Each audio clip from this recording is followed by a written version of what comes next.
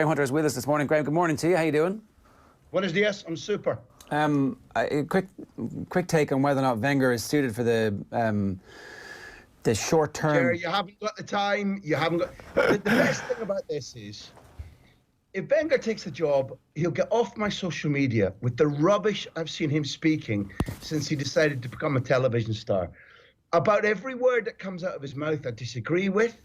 I was sick to death of him as a coach when he stayed on at Arsenal so long beyond his sell-by date that the food services industry should have become involved. I'm not going to use the word fraud because he brought a lot to the Premier League as a brand, to Arsenal as a club. He's done things which are exceptional. But good luck, Bayern Munich, man. That's all I can say. Right. Okay, so you don't think he's a fit there at all? Because their players are so good. They've got such a good staff that you can just, surely any steady hand on the tiller is just going to... Okay, Chair. Okay. So when Wenger overstays at Arsenal, he's in the habit of avoiding conflict, avoiding confrontation, and being unwilling to face up to difficulties that his players are imposing on him. So, as a little microcosm, there's been a bad performance. He'll go into the warm-up room, say with an assistant, kick and shout and spit, and this is disgraceful. Call out players by name, get it all out of himself, stuff that he means. Go into the dressing room and pat the same players in the back and say, go on, lads, well done. Yeah, thanks, Gaffer. Not good enough. Now, his talent was never in dispute, but he's going into a club whereby short-term fix may be your point about any steady hand. I don't know, really, to be honest with you. I think that he's going to a club where the previous coach was always short of the talent and the personality, which was good. I'm not saying Kovac was without personality or talent, but it was the wrong fit for the club, the expectations, and for the squad.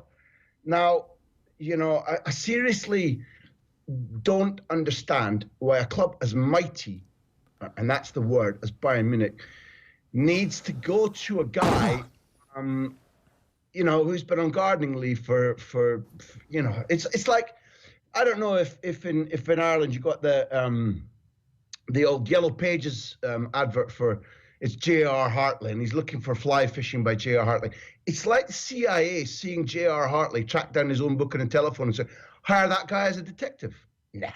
No, man, no. Okay. All right, fair enough. You're as surprised as I've seen you. Well, I didn't realise he felt so strongly about Wenger being completely... I thought that maybe it was just he was coasting for the last 3 or 4 years, 5, 6, 7 seasons at Arsenal. But look, Just stop and listen to that statement you've done. If you've got the boss at Arsenal, I know you're summarising what I said, coasting for the last 5, 6, 7 seasons, then what the hell? Before you came on, we had a clip of Damien Delaney saying Marouane Chamakh came to Palace and Damien had asked him at the time, what was Wenger like? And he was like, he just wanted all the players to be happy all the time. We didn't have to do our prehab work. We didn't have to do our gym work. Yeah, it was exactly. What did Van Persie say when he came in the door at Manchester United? 2-3 sessions under Alex Ferguson, who wasn't coaching, remember, but the 2-3 weeks under Ferguson's reign and the matches and the preparation and the attitude of the players, the behaviour on the training pitch, and Van Persie went to the player that told me, now I understand. Yeah. Now I should have left earlier. Yeah. Good luck, Bayern, man. Well done. Okay, fair enough. It's that was an exhaustive. Who do we go for?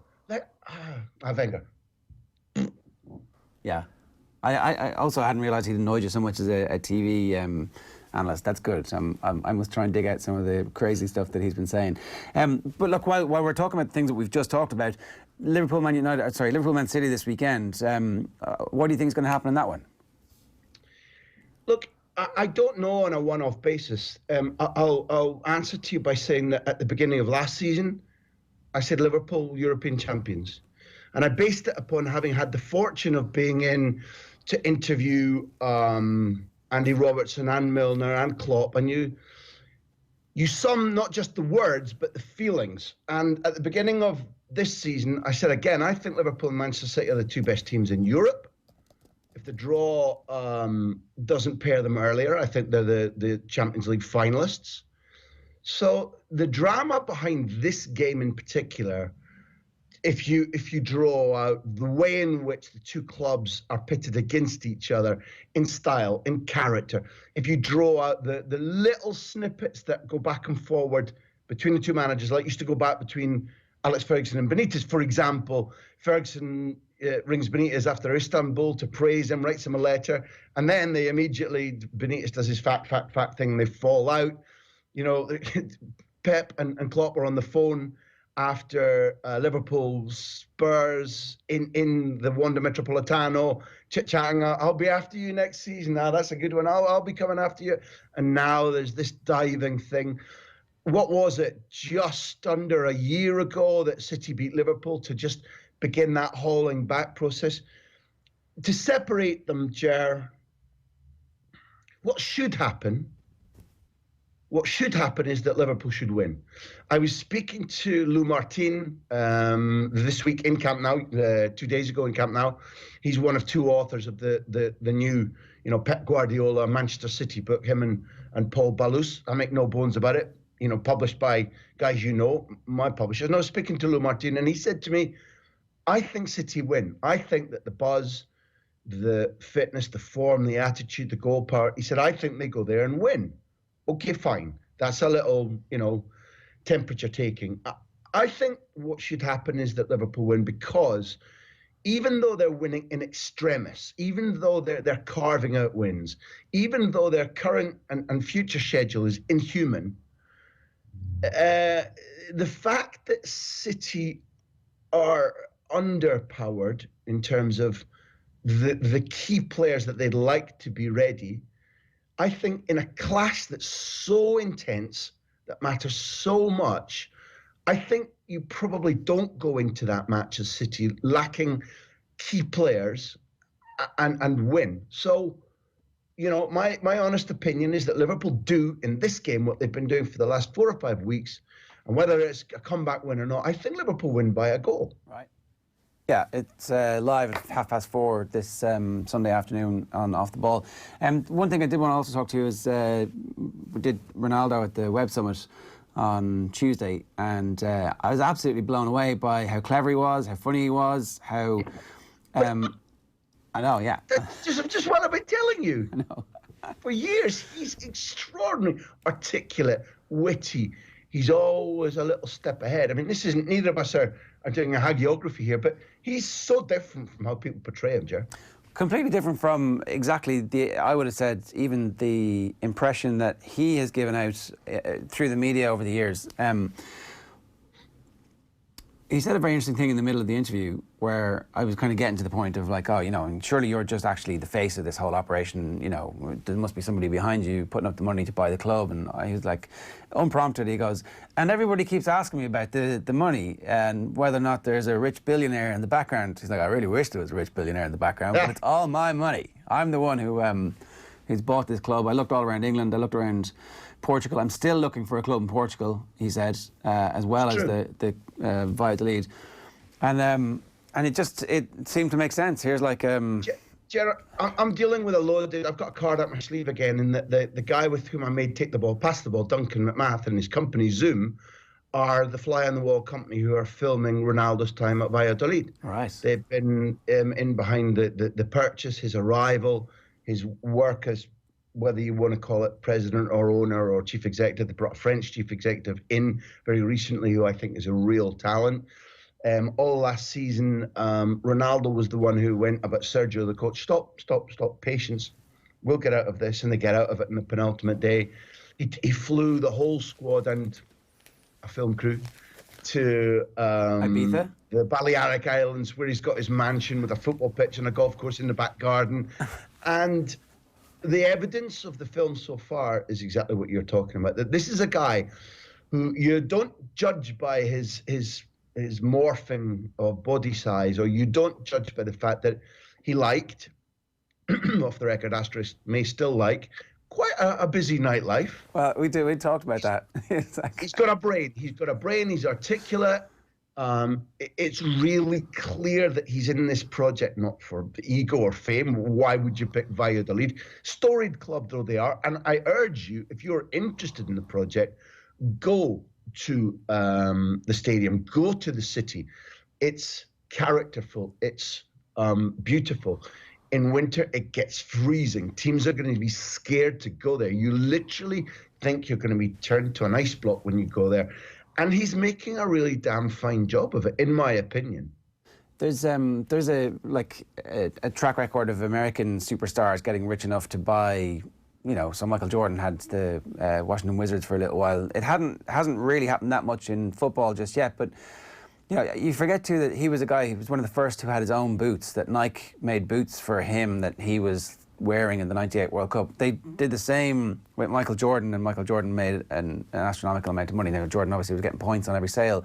I don't know if Ronaldo was, but certainly he had a business sense about him early on, about the quality and power of his brand at a time when a lot of footballers didn't really, they got a boot deal, they took some cash, and that was all they ever needed. So there's the bones of all that going on in the background, and then there is the sense that a steady club in the top 10 in any of Europe's major leagues is a very profitable thing. You don't have to be in the Champions League to be profitable because the TV rights are so spectacular. So it's just an interesting new thing that's probably going to happen a bit more in football over the next while as these...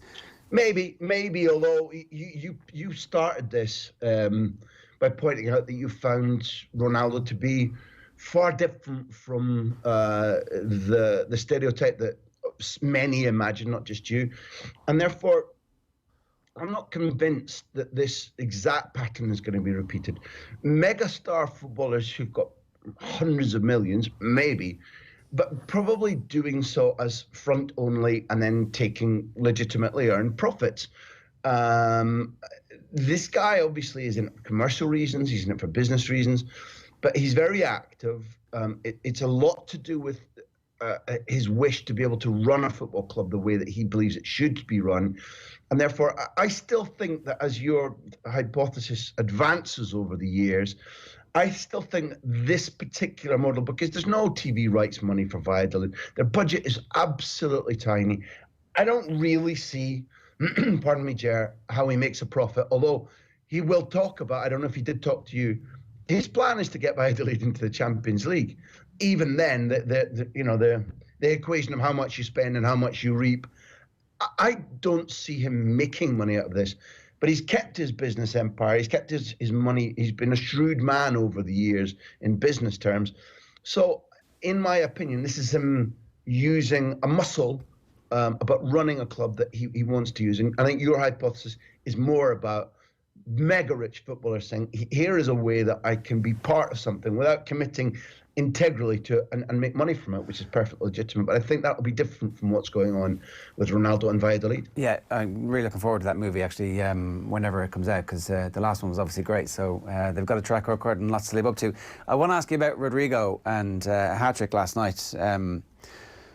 Things have turned around pretty quickly at Real Madrid, where suddenly they have, this new tranche of superstars who are coming through that people can get behind. Maybe. You've described Rodrigo correctly. I was in the stadium last night. It was, it's hard to describe, because whatever he goes on to do, you have to take into account the fact that Vinicius was the golden boy. And I still think enormously highly of Vinicius. I don't take a millimetre of the praise back from last season, particularly under Santi Solari, when Vinicius, who's about a year older than Rodrigo, so you're talking about superstars emerging and so on, fine, I agree. He can't score. He's got he's got the yips in front of goal.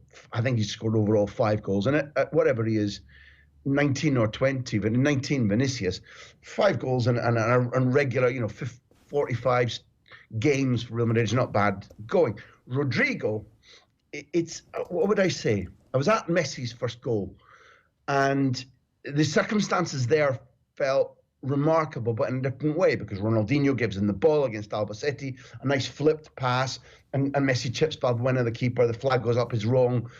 Literally 3 minutes later, Ronaldinho from the same blade of grass gives the ball to Messi. Messi is in the same blade of grass, chips Valbuena again in identical fashion, and the goal stands. They win, I think, 2-0. It's en route to another title, and you felt something special happened there because of the elan. In this one, this kid, 18, comes on and scores brilliantly against Osasuna. First touch off the wing, finishes with his right foot.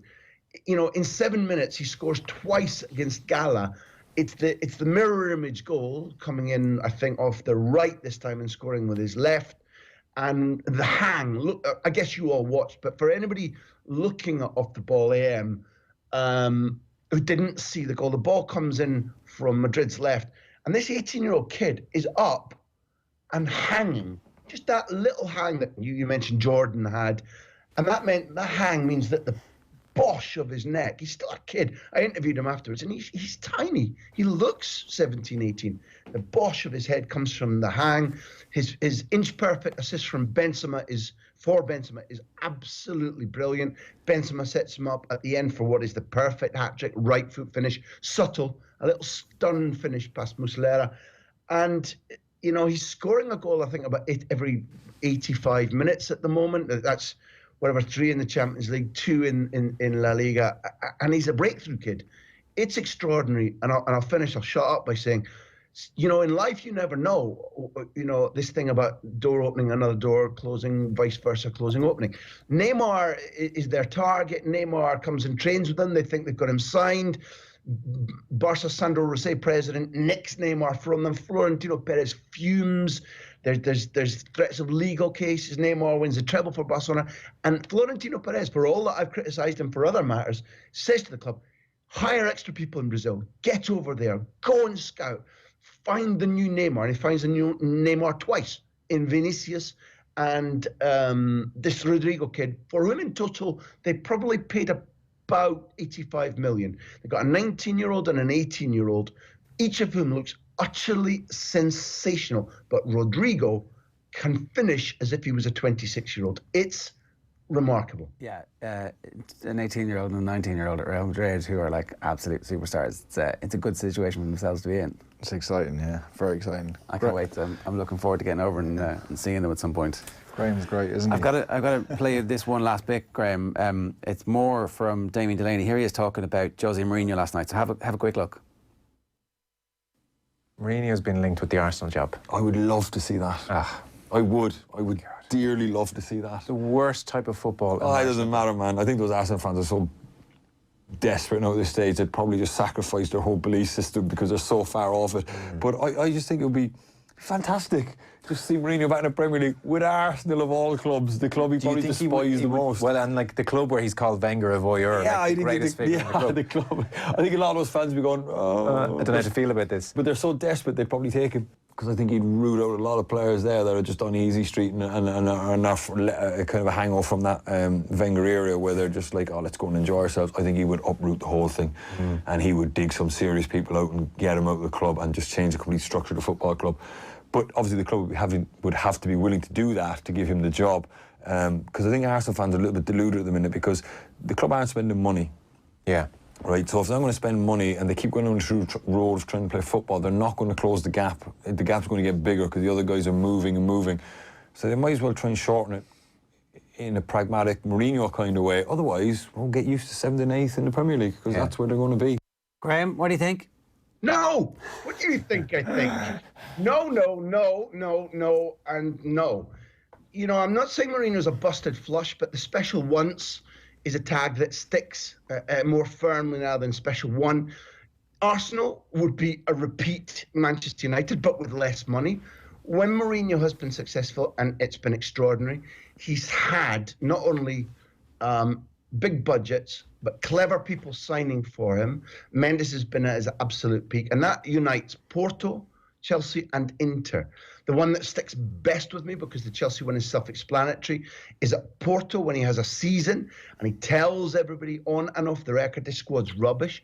He does one of the greatest summers transfer business that you'll ever see, with Mota coming in and Milito coming in and Pandev and who's the big Brazilian defender that he signs from Bayern Munich, Lucio. And it's sensational, and Schneider comes in and they win the treble. It's brilliant. They're not going to do that, Arsenal. It is a repeat Old Trafford scenario. It's a disastrous idea. When Mourinho comes back, I hope he's lean and hungry mentally. And in my honest opinion, I hope that he rather than thinking about the salary and the paycheck, chooses the right club. Because as much as I dislike a lot of what he stands for, I'd like to see his talent flushed back into the European game. Not at Arsenal. No, it would be terrible for the squad, for the club. And on a separate track, I'll tell you, Edu, who's the director of sport there, may not have the final say. But if they were to decide to get rid of Unai Emery, and I hope they don't, I hope that they show common sense and patience, because Unai Emery may be performing 6.5 out of 10 standard right now, but what the problem is the squad. Point, full stop. But when Edu gets asked, Unai's gone, Edu, who do you recommend? Edu will recommend Patrick Vieira. Stand on my word. Does that mean that they own the majority shareholder or Raul Sanllehi back him and go for Patrick Vieira? I can't tell you that as a matter of fact, but Edu will recommend Patrick Vieira, and I'd be far more interested in whether Vieira's done enough in the City group and at Nice to show that he merits that. That would interest me a lot. I'm not saying sign him at all costs, but that's what Edu will recommend. All right, we'll look forward to that anyway. Either way, there will be good soap opera, plenty of it, especially if Wenger gets the job in Germany. Graham, great to have you with us this morning. I feel like I've been nicely set up, done like a kipper. Not at all. Talk to you soon, man. Thanks a million. Graham Winter with us there, giving us some thoughts on that. You just teed him up for the day now. He's going to be walking around angry all day.